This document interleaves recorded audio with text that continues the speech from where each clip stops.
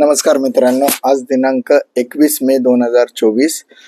कालपासून आपण ज्या पद्धतीमध्ये जी एक सिरीज सुरू केली आहे की मी मध्यमवर्गीय विद्यार्थ्यांना वही वाटप करतोय, तर ते वही वाटप करत असताना मी माझ्या कमिशनचा सुयोग्य वापर करण्याचा प्रयत्न करतो आणि त्याच्यातून आलेल्या रकमेला योग्य ठिकाणी स्पेंड करतो. आता त्याच पद्धतीमध्ये माझं एक स्वप्न होतं की विकसित भारतामध्ये माझा सिंहाचा वाटा असावा, मध्यमवर्गीय माणसाचा सिंहाचा वाटा असावा. मागे माझं जेव्हा G20च्या वेळेस स्पीच झालं होतं आणि त्या स्पीचच्या वेळेसच आपण हा विचार केला होता की भारत हा विकसित राष्ट्र का झाला नाही, याचा विचार आपण आधी केला पाहिजे. मी माझ्या आधीच्याही व्हिडिओजमध्ये म्हटलं होतं की जर 75-76 वर्षामध्ये भारत विकसित राष्ट्र झाला नाही तर पुढच्या 25 वर्षात होण्यासाठी आपण आधी 76 वर्षात काय चुका केल्या त्या दुरुस्त करणं जास्त गरजेचं आहे. याच्यासाठीच मी ज्यावेळेस विचार केला तर अनेक पॅरामीटर असू शकतात. त्याच्यातलं एक महत्त्वाचं पॅरामीटर जे माझ्या इंडस्ट्रीशी रिलेटेड आहे त्या पॅरामीटरवर मी चर्चा करण्याचा नक्कीच प्रयत्न करेल. लक्षात घ्या, मध्यमवर्गीय माणसाचा टक्का हा 82% आहे. आज भारतामध्ये फक्त 10 कोटी लोकांकडे लाईफ इन्शुरन्स पॉलिसी आहेत. उरलेल्या 135 कोटी लोकांकडे इन्शुरन्स पॉलिसी नाहीत. या 135 कोटी लोकांमधला जवळजवळ सगळा सेगमेंट हा मध्यमवर्गीय आहे, कारण की 82% मध्यमवर्गीयांकडे वर्गीय याच्यामध्ये येतो. आज जवळपास भारतामध्ये जर मध्यमवर्गीयांचा टक्का जर तुम्ही विचारात घेतला तर जवळपास 1,05,00,000 लोक हे मध्यमवर्गीय म्हणून आपण बघू शकतो. जर 1 कोटी लोक 145 कोटी लोकांच्या देशामध्ये फक्त 1 कोटी लोक जर मध्यमवर्गीय असतील आणि त्यांच्यापैकी जर 2% लोकांकडे म्हणजे 1.5-2 कोटी लोकांकडे जर लाईफ इन्शुरन्स पॉलिसी असतील तर साहजिकच भारत विकसित राष्ट्र होईल कसा.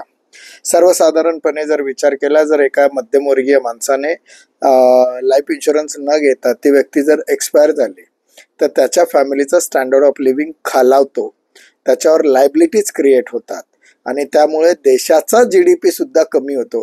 ज्यावेळेस एखाद्या फॅमिलीचा स्टँडर्ड ऑफ लिव्हिंग खालावतो त्यावेळेस देशाचा विकासामध्ये सुद्धा मोठा एक लूप तयार व्हायला सुरुवात होतोय. आपण देशाचा विचार करत असताना प्रत्येक व्यक्ती ही 145 कोटीतली प्रत्येक व्यक्ती ही देशासाठी, राष्ट्रासाठी, स्वतःच्या परिवारासाठी अतिशय महत्त्वाची आहे. जेव्हा आपण म्हणतो की देश हा माझा एक परिवार आहे, त्याच अर्थाने मी तुम्हाला म्हणतोय की प्रत्येक व्यक्ती ही महत्त्वाची असते, मग ती 10,000 रुपये कमवणाऱ्यापासून 10 लाख रुपये कमवण्यापर्यंत.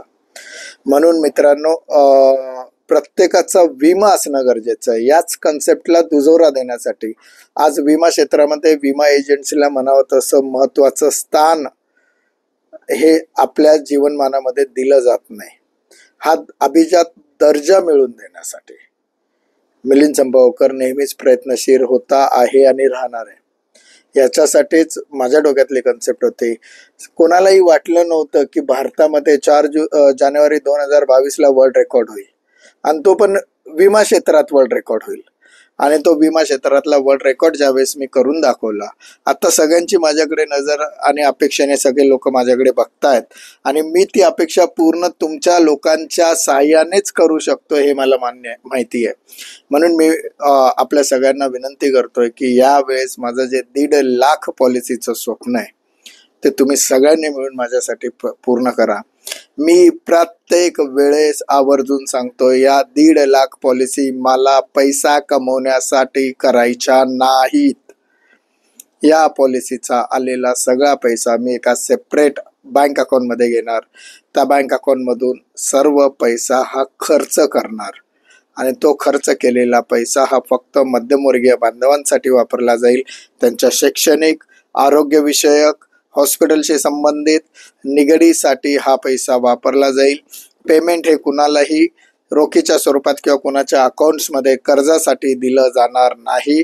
फक्त हॉस्पिटलचं बिल भरण्यासाठी वापरला जाईल. डायरेक्ट त्या हॉस्पिटलला त्या बेड नंबरच्या अगेन्स्टमध्ये दिलं जाईल.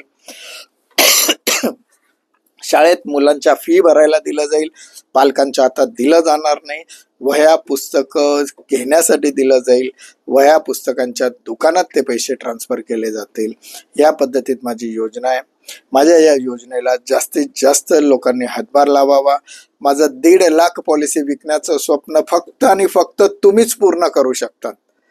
लक्षात घ्या. याच्या संदर्भातले अधिक माहिती, अधिक व्हिडिओज मी येत्या काही काळामध्ये देतच राहील. भीमा क्रांती संदर्भात अधिक माहिती व मध्यमवर्गीयांना मदत करायची असल्यास माझ्याशी संपर्क करा. स्वाभिमानाने बोलूया. मी मध्यमवर्गीय. नमस्कार. जय हिंद. जय महाराष्ट्र.